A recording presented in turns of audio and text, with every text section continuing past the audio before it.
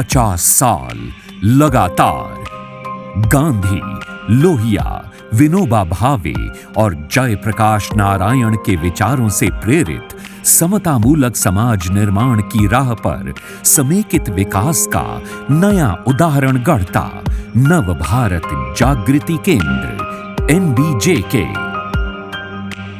गांधी जी ने जो स्वप्न देखा था और जो उनका विचार था उसको धरातल पर उतारने का काम ये संस्था कर रही है, नव भारत जागृति केंद्र। नव भारत जागृति इनिशिएटिव से जहाँ जहाँ उन लोग काम कर रहे हैं उधर बहुत विकास आया है। उनका मैनेजमेंट बहुत ही बढ़िया है और उनसे लोगों को सीखना चाहिए कि आज के ज़माने में जब FCRA वगैरह पे इतना संकट है, उनको कोई संकट नहीं है। उन्होंने जो मानवता का कार्य किया, मनुष्य के अंदर एक भ्रातृत्व, एक प्रेम को जगाने का जो कार्य किया, वो बड़ा अनूठा और बड़ा अद्वितीय हमको कार्य लगा। 50 years is such a long time, but it's remarkable that they've managed to keep going and keep the organization functioning. रात के विरुद्ध प्रात के लिए, भूख के विरुद्ध भात के लिए, मेहनती गरीब जाति के लिए हम लड़ेंगे, हमने ली कसम, हम लड़ेंगे, हमने ली कसम, क्रांति के लिए उठे कदम। 1971, 50 साल पहले BIT सिंदरी से निकले 4 इंजीनियर लोकनायक जयप्रकाश नारायण के मार्गदर्शन पर समाज परिवर्तन का सपना लिए हजारीबाग चौपारण के बहेरा गांव आए। सतीश जी, गिरिजा जी, शर्मा जी, रामपदारा जी, लोग 4 गो निकले सिंदरी कॉलेज से पढ़ के। 2 गो हम लोग, तो 6 गो हम लोग थे। तो वही संस्था बना दिया ये लोग। ये 1971 ईस्वी की शुरुआत में इसकी स्थापना हुई थी और जयप्रकाश जी ने ही 22 एकड़ ज़मीन दिलवाया था भूदान से। 74 में जो आंदोलन शुरू हुआ तो बोकारो में हम लोगों ने वो आंदोलन में भाग लिया, तो हम लोग की नौकरी ख़त्म हो गई और सतीश जी जेल भी चले गए। ये खेत जो आज देख रहे हैं समतल है, ये समतल नहीं था। तो सबसे पहले हम लोगों को अवार्ड से ये गेहूं मिला और गेहूं से हम लोगों ने जमीन समतलीकरण का काम शुरू किया। हम लोग समतलीकरण करते हुए गांव के बच्चों को पढ़ाते थे। करीब 100 राष्ट्रीय पाठशाला लोग चलाते थे गांव-गांव में। किसानों को भी पढ़ना लिखना सिखाया। उसका एक फ़ायदा हुआ कि उनको सरकारी योजनाओं के बारे में जानकारी मिली। इसके बाद सूखा हो गया, अकाल हो गया, तो हम लोगों को तालाब बनाने का, कुआं बनाने का काम CRS से मिला। तो हम काटते थे मट्टी और एक सुखदेव था वो उठाता था और सतीश जी और गिरिजा जी बड़का बड़का झोड़ा में मट्टी देते थे उनका अलगा और पूरा भीड़ ऊंचा किया है। माटी काटे हैं और माटी भी बहुत ढोई है। दोनों गांव के लोगों की सहभागिता से हम लोग बोले ये संस्था बनाएंगे। 2 भूया परिवार सुखदेव बनवारी उनको भी इसमें रखा गया और 1974 में नव भारत जागृति केंद्र का रजिस्ट्रेशन हो गया। नवभारत जागृति केंद्र संस्था बनी तो ग्रामीण क्षेत्र की आजीविका को सुदृढ़ करने के लिए खेतों में सिंचाई का काम शुरू हुआ। हमें लगता है कि लगभग हम लोग 1000 कुआं आसपास पूरे एरिया में बनाए होंगे और 300-400 हम लोगों ने छोटे छोटे डैम, चेक डैम्स का निर्माण किया। वाटर सेट का प्रोजेक्ट चला। पैदावार बढ़ाने के लिए लोगों को आधुनिक और वैज्ञानिक ढंग से खेती के लिए प्रेरित किया तो गांवों में नगदी फसलों की पैदावार भी शुरू हो गई। प्रशिक्षित कार्यकर्ता जो कि खेती के जानकार हैं, वैज्ञानिक खेती के, शुरू से लेकर अंत तक वो गाइड करते हैं उनको। बरसात में कोई टमाटर खेती नहीं करता था। बरसात में खाली होता था धान, गोड़ा धान, मड़ुआ, उड़द, ये सब होता था। उसके बाद जब हम लोग आए संस्था तरफ से, हम लोग उसको ऐसे भरोसा दिए कि हम लोग आपके साथ बीज लगाने के लेके मतलब फल तोड़ाई बिक्री तक हम लोग आपको साथ देंगे। बरसात के मौसम में टमाटर की पैदावार यानी अधिक दाम और मुनाफे की खेती, खूंटी जैसे पठारी क्षेत्र में तरबूज की खेती की शुरुआत ग्रामीणों के लिए आमदनी का एक नया माध्यम बना। NBJK की पहलकदमी से लाह कीट पालन और सुअर पालन से आमदनी में इजाफा हुआ और ग्रामीण अर्थव्यवस्था को एक नई मजबूती मिली। कृषि क्षेत्र में आधुनिक तकनीक का प्रयोग, पॉली हाउस में सॉइल लेस सैपलिंग यानी मिट्टी रहित पौध तैयार करना इलाके के लिए एक नया प्रयोग था, जो कृषि क्षेत्र में लाभकारी होने के साथ साथ रोजगार का भी एक नया माध्यम बना। हम लोगों ने किसानों को लखपति बनाने का प्रयास किया और इसमें काफ़ी सफल है। लगभग 2,500 किसान जो है आज लखपति बने हैं। उनकी आमदनी 1,20,000 से ऊपर है। बीते साल हमने टमाटर और बैगन से 68,000 का हम बेचे। उसके बाद मिर्चा और तरबूज से 35,000 का बेचे। धान और सब्जी से 1,20,000 से ऊपर का आमदनी हो रहा है। इसी क्रम में जैविक खाद बनाने की भी पहल हुई, जो बाद में आजीविका का भी एक नया आधार बना।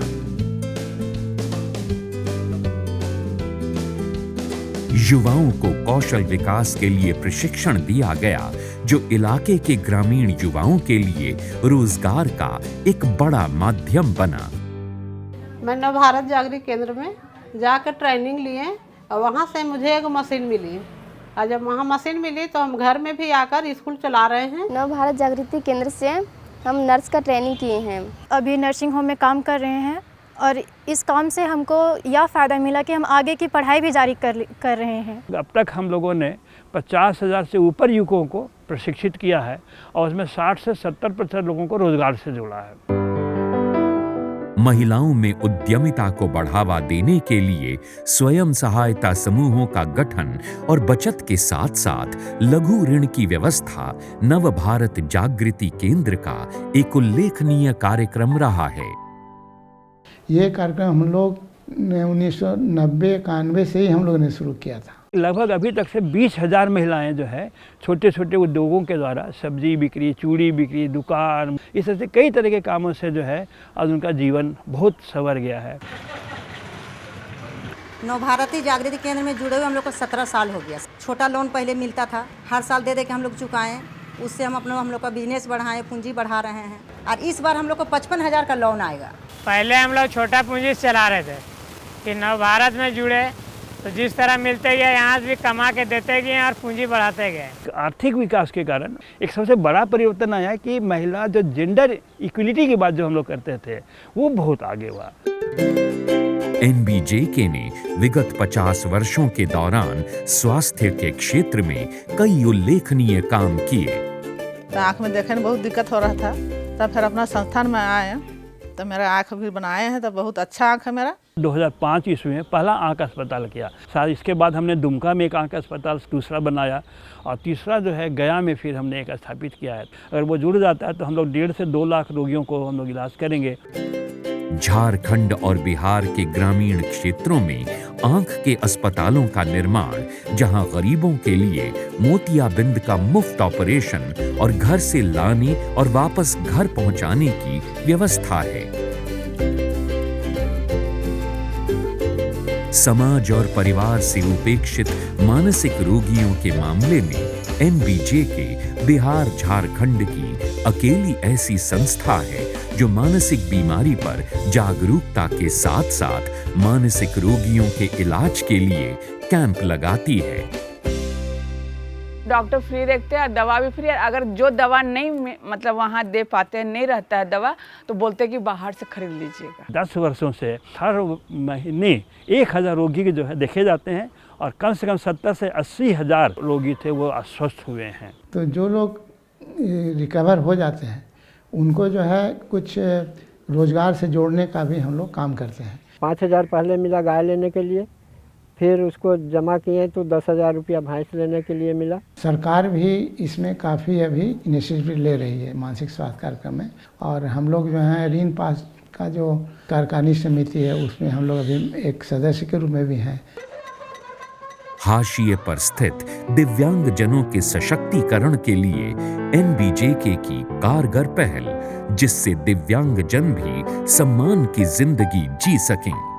मेरी सुरभि ना बोलती है ना सुनती है, तो मैं 2009 में एनबीजेके संस्था से जुड़ी थी।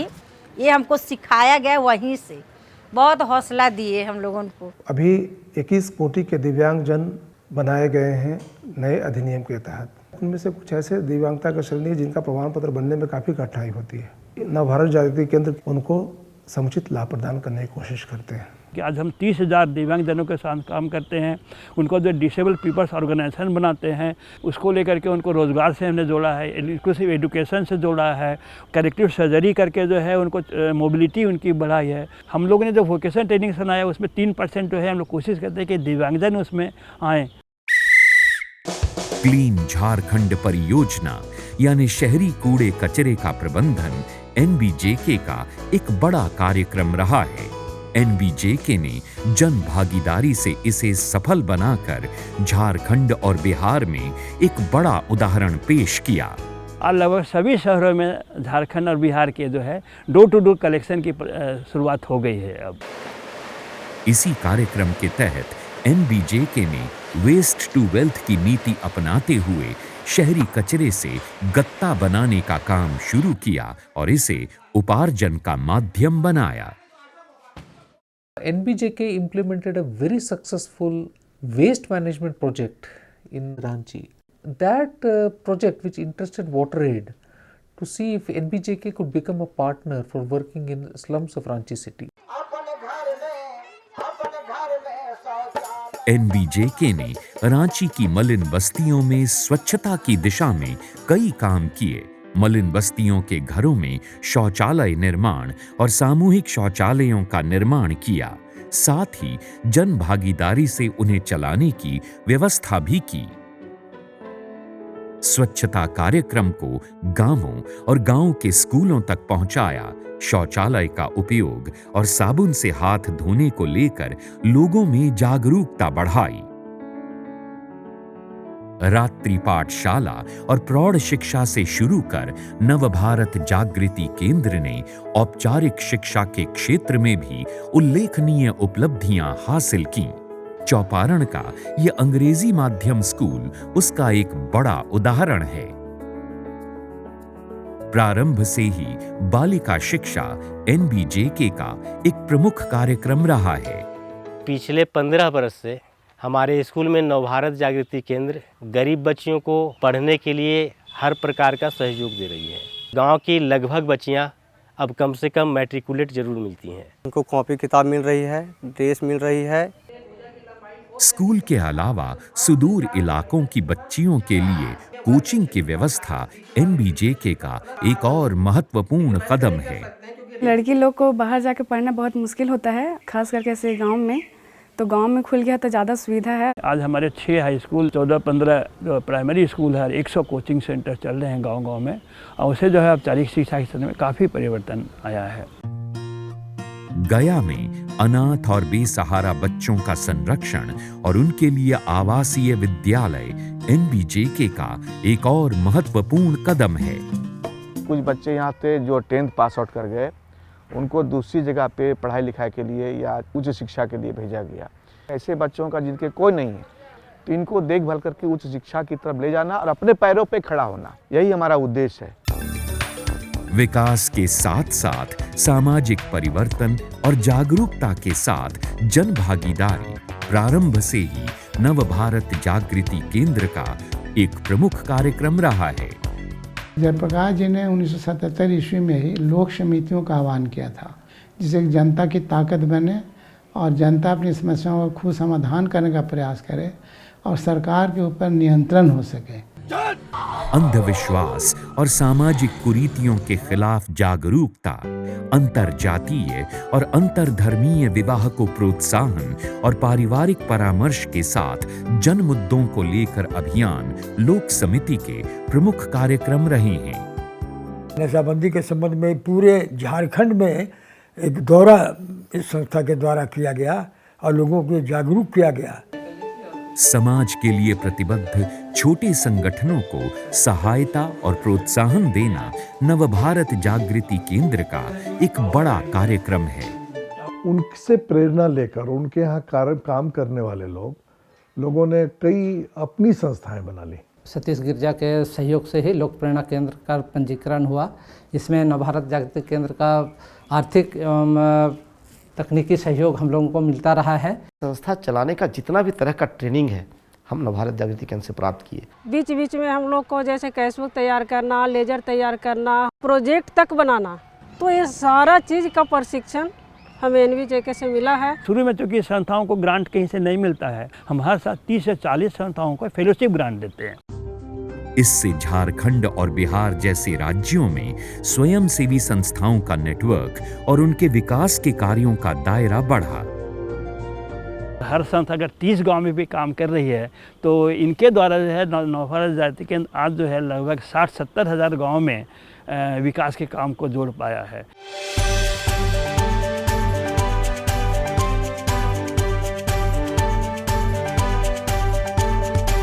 हम हमेशा शुरू से इंटीग्रेटेड डेवलपमेंट की बात करते रहे, एक समेकित विकास की बात करते रहे।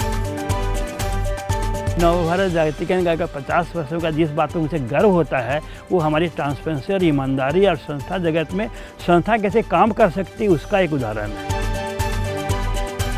दूसरों के लिए जीना, दूसरे के दुख को दूर करना, इसमें हम लोगों को ज़्यादा खुशी है। 1971 से लगातार 50 साल समतामूलक समाज निर्माण की राह पर निरंतर आगे बढ़ता नवभारत जागृति केंद्र।